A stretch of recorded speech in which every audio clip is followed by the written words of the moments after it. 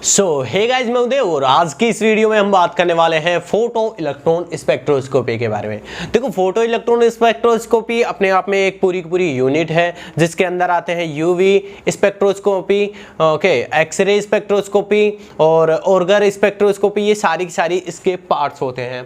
तो इसके बारे में हम डिटेल से बात करेंगे। एग्जाम में अगर ये क्वेश्चन आता है तो किस तरीके से लिखना है, इसके नोट्स देखेंगे कि देखो ये जो होता है ना, ये क्वेश्चन केवल 5 या फिर 10 नंबर का आता है। अगर बड़ा क्वेश्चन आता है तो हम इसके पार्ट्स के बारे में भी फिर डिटेल से बात करते हैं, जैसे यूवी स्पेक्ट्रोस्कोपी, एक्सरे स्पेक्ट्रोस्कोपी, ऑर्गर स्पेक्ट्रोस्कोपी, इनको भी हम इसमें इंक्लूड कर देते हैं।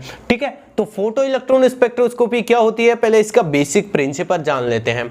देखो क्या होता है कि कोई भी एटम होता है, एटम में क्या होता है, इनर सेल भी होते हैं, आउटर सेल भी होते हैं। ठीक है, उनमें इलेक्ट्रॉन होते हैं। अब उन इलेक्ट्रॉन को मुझे निकालना है तो मुझे रेडिएशन डालनी पड़ेगी, और कोई भी इलेक्ट्रॉन कहीं पर भी प्रेजेंट है एटम में, वो इलेक्ट्रॉन अगर उस रेडिएशन को ऑब्जर्व करता है, उस मिनिमम रेडिएशन को ऑब्जर्व करता है कि वो बाहर निकल जाए, यानी कि वो मिनिमम एनर्जी जिसको ऑब्जर्व करके वो इलेक्ट्रॉन बाहर निकल जाए, उस एटम के अट्रैक्शन से बाहर निकल जाए, उस रेडिएशन को वो ऑब्जर्व करता है और बाहर निकल जाता है। उसकी हम स्टडी करते हैं, उसकी काइनेटिक एनर्जी जो है उसकी हम स्टडी करते हैं और पता लगाते हैं कि ये इलेक्ट्रॉन कौन से ऑर्बिटल से निकला है, और फिर उस मॉलिक्यूल के जो एनर्जी लेवल्स होते हैं या फिर एटम्स के एनर्जी लेवल्स होते हैं उनके बारे में हम मेजर करते हैं, उनके बारे में पता लगाते हैं। तो ये है फोटो इलेक्ट्रॉन स्पेक्ट्रोस्कोपी, किस तरीके से लिखना है, और आगे धीरे धीरे हम बात करेंगे कि क्या क्या होता है इसके अंदर। तो देखो क्या होता है इसमें, व्हेन एन एटम और molecule is irradiate with high energy radiation, यानी कि जब भी हम किसी भी एटम या फिर मॉलिक्यूल को हाई एनर्जी रेडिएशन के साथ ट्रीट कराते हैं, उसकी इंटरेक्ट कराते हैं उसे, तो क्या होता है, then photons in the radiation collide and eject electron from atom shell. तो क्या होता है कि जो फोटॉन्स होते हैं, हमारी रेडिएशन में जो फोटॉन्स होते हैं, वो उस इलेक्ट्रॉन जो कि एटम के अंदर प्रेजेंट है या फिर मॉलिक्यूल के अंदर प्रेजेंट है उसके साथ कोलाइड करता है, इंटरेक्ट करता है, और क्या करता है, वो रेडिएशन को ऑब्जर्व करता है, और ऑब्जर्व करके उसकी एनर्जी बढ़ जाएगी। उसकी जो एनर्जी है वो बढ़ने के बाद वो बाहर निकल जाएगा, यानी कि वो जो एनर्जी को ऑब्जर्व किया है वो उस अट्रैक्शन को हटाने के लिए होती है। जो इलेक्ट्रॉन का अट्रैक्शन लगा हुआ है न्यूक्लियस के साथ, एटम की बात कर रहा हूं मैं, एटम में जो इलेक्ट्रॉन है जो कि इजेक्ट होने वाला है, उसका जो अट्रैक्शन है न्यूक्लियस के साथ, उस अट्रैक्शन की जो एनर्जी है उसको तोड़ने के लिए हमें एनर्जी की जरूरत पड़ेगी। उस एनर्जी को, वो रेडिएशन की जो एनर्जी है, उस रेडिएशन की एनर्जी उस फोटॉन्स की एनर्जी से ऑब्जर्व कर लेता है और उस अट्रैक्शन को तोड़ करके बाहर निकल जाता है एटम से। ठीक है, वो उस एटम पर, उस इलेक्ट्रॉन पर डिपेंड करता है कि वो कौन से ऑर्बिटल से बिलोंग करता है। अगर इनर ऑर्बिटल है तो उसे हाई, बहुत ही ज्यादा एनर्जी की जरूरत पड़ेगी। अगर हाई एनर्जी देते हैं तो इनर इलेक्ट्रॉन भी बाहर निकल जाते हैं, वो हम एक्सरे स्पेक्ट्रोस्कोपी में देखते हैं। ठीक है, अब क्या होता है, कोलाइड होता है, कोलाइड करता है इलेक्ट्रॉन, बाहर निकल जाता है।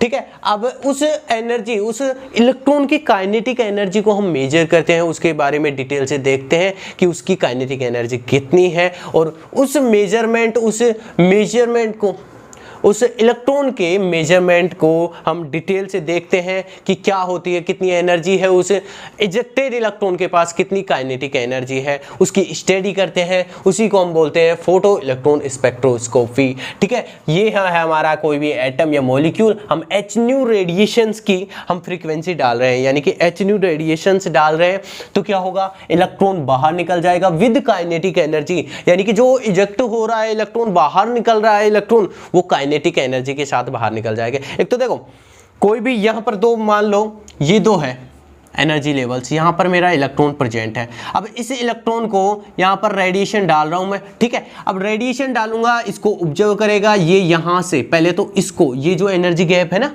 ये इसको क्रॉस करेगा। इतनी एनर्जी तो चाहिए ही चाहिए एटम, इलेक्ट्रॉन को बाहर निकलने के लिए। अब इस यहाँ पर जो ये इलेक्ट्रॉन है, इस एनर्जी गैप की मिनिमम जो एनर्जी है, ये इस एनर्जी को ऑब्जर्व करेगा, किससे, इस रेडिएशन से ऑब्जर्व करेगा, इसे बाहर निकलेगा और बाहर निकलेगा। ठीक है, अब जो बाहर निकलने के बाद जो एक्स्ट्रा एनर्जी होती है, जो रेडिएशन, देखो फिक्स एनर्जी की रेडिएशन थोड़ी डालते हैं। मान लो यहाँ का जो एनर्जी गैप है वो 10 जूल है, ठीक है, और मैं डाल रहा हूं 20 जूल की एनर्जी।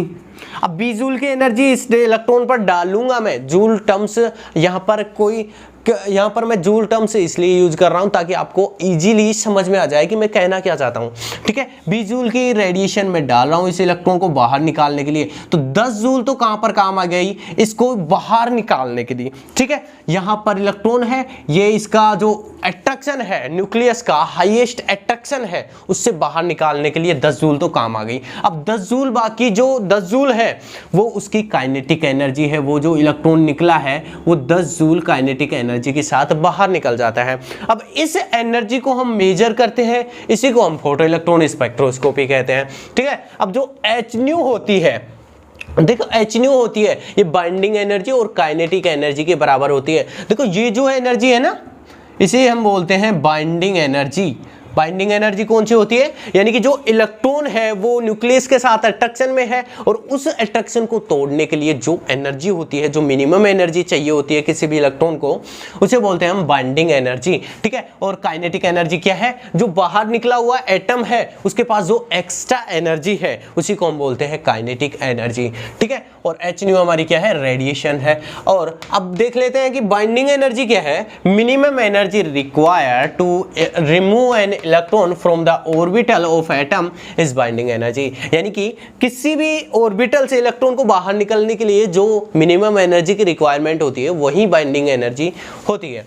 ठीक है, if the minimum energy is greater than the binding energy then electron will leave the atom with kinetic energy। अगर सोचो, अगर मैं 20 जूल एनर्जी डाल रहा हूं तो 10 जूल को तो ये बाइंडिंग एनर्जी में यूज कर लेगा। बाइंडिंग एनर्जी जो है उसको हटाने के लिए, यानी कि जो बंधा हुआ है उस न्यूक्लियस के साथ, उसको तोड़ने के लिए 10 जूल तो यूज में ले लेगा इलेक्ट्रॉन, और 10 जूल इसकी काइनेटिक एनर्जी में चला जाएगा, यानी कि इसके पास काइनेटिक एनर्जी रह जाएगी इस इलेक्ट्रॉन के पास।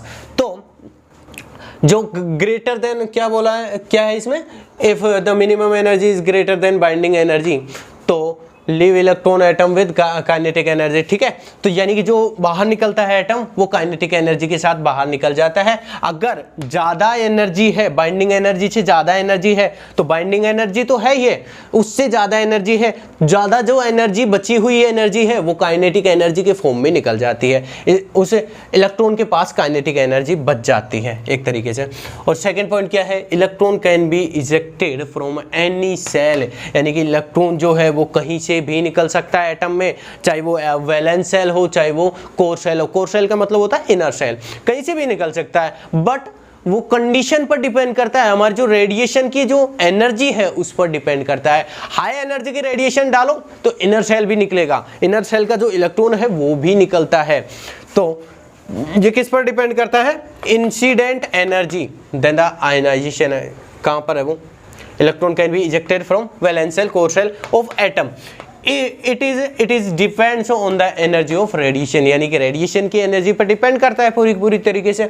अगला पॉइंट क्या है, the kinetic energy of emitted electron is not non quantize, यानी कि जो काइनेटिक एनर्जी होती है इलेक्ट्रॉन की, जो इलेक्ट्रॉन इजेक्ट हुआ है उसकी जो काइनेटिक एनर्जी है वो क्वांटाइज नहीं होती है।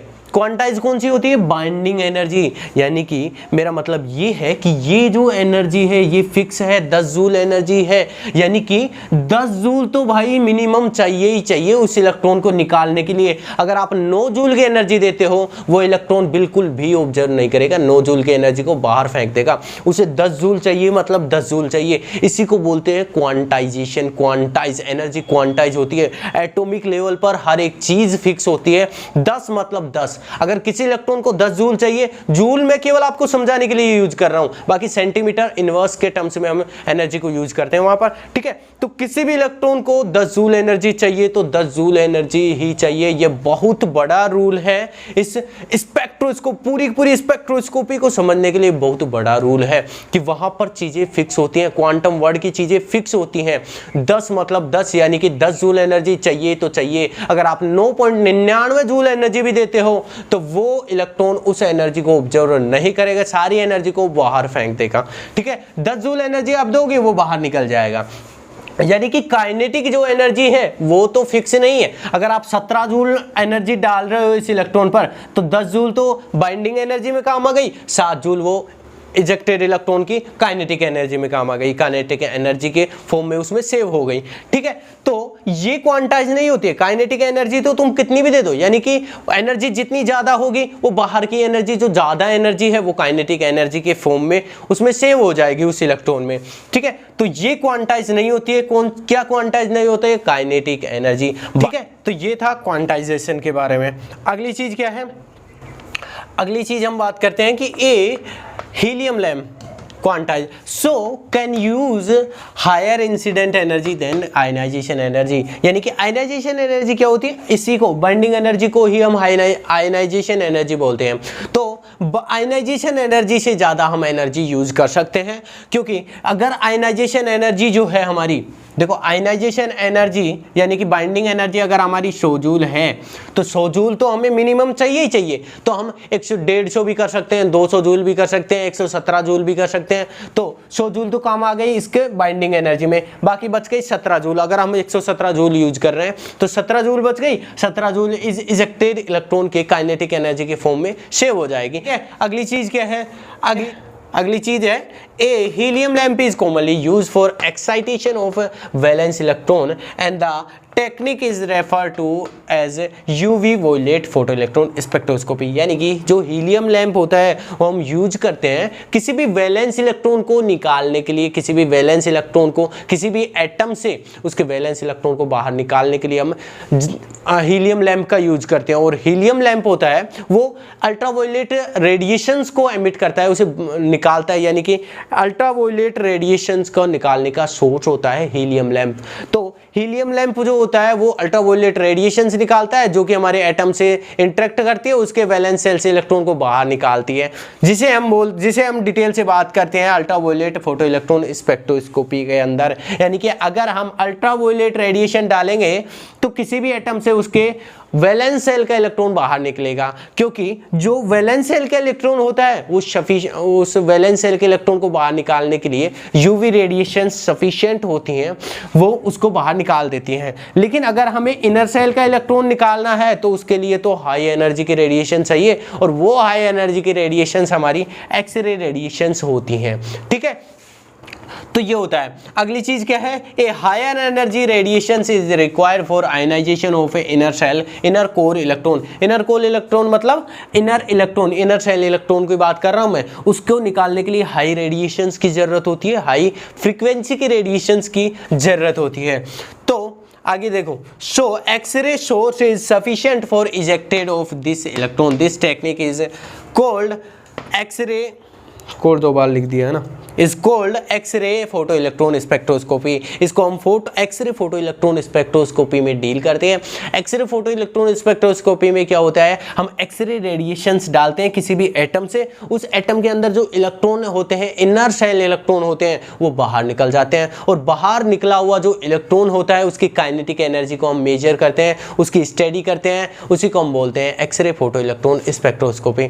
और यूवी में UV radiations, UV photo electron spectroscopy में क्या करते हैं? यूवी रेडिएशंस डालते हैं, वैलेंस सेल का इलेक्ट्रॉन बाहर निकलता है विद काइनेटिक एनर्जी। तो जो काइनेटिक एनर्जी होती है उस काइनेटिक एनर्जी को हम उसकी स्टडी करते हैं, मेजर करते हैं, उसी को हम बोलते हैं यूवी फोटो इलेक्ट्रॉन स्पेक्ट्रोस्कोपी। ठीक है, ये 2 चीजें होती हैं। और एक और होता है ऑर्गर फोटो इलेक्ट्रॉन स्पेक्ट्रोस्कोपी। ये तीनों की तीनों चीजें फोटो इलेक्ट्रॉन स्पेक्ट्रोस्कोपी के पार्ट होते हैं। अगर ये बड़ा क्वेश्चन आता है तो इन तीनों चीजों के बारे में भी आपको लिखना होता है, वो आगे हम बात करेंगे अगली वीडियोस के अंदर। ठीक है, तो अगली चीज क्या है? Photo electron spectroscopy is used for solid liquid gaseous atom और मॉलिक्यूल। यानी कि एटम या फिर मॉलिक्यूल किसी भी फॉर्म में हो, सॉलिड गैस लिक्विड किसी भी फॉर्म में हो, उसकी स्टडी कर सकते हैं हम फोटो इलेक्ट्रॉन स्पेक्ट्रोस्कोपी के अंदर।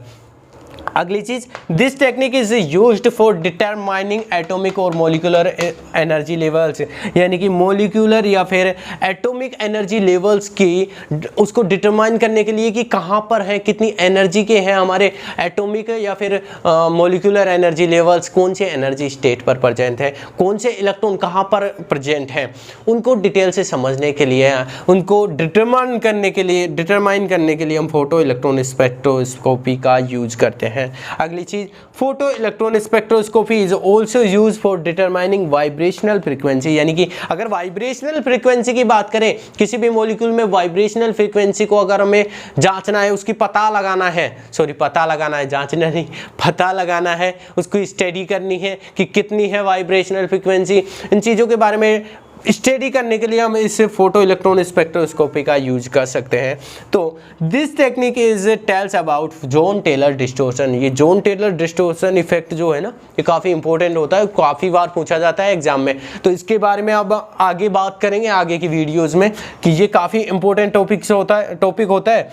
इसके बारे में भी हमारी फोटो इलेक्ट्रॉन स्पेक्ट्रोस्कोपी समझाती है कि जोन टेलर डिस्टोर्शन किस वजह से हमें देखने को मिलता है, इन चीज़ों के बारे में बताती है। तो ये था हमारा फोटो इलेक्ट्रॉन स्पेक्ट्रोस्कोपी के बारे में।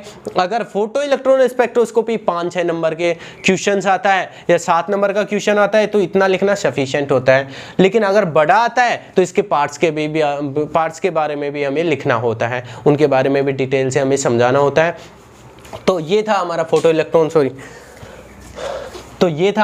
Electron spectroscopy. और अगर वीडियो अच्छा लगा हो तो वीडियो को लाइक करें, शेयर करें और ऐसे ही वीडियो देखने के लिए सब्सक्राइब करें हमारे चैनल को। धन्यवाद। जय हिंद।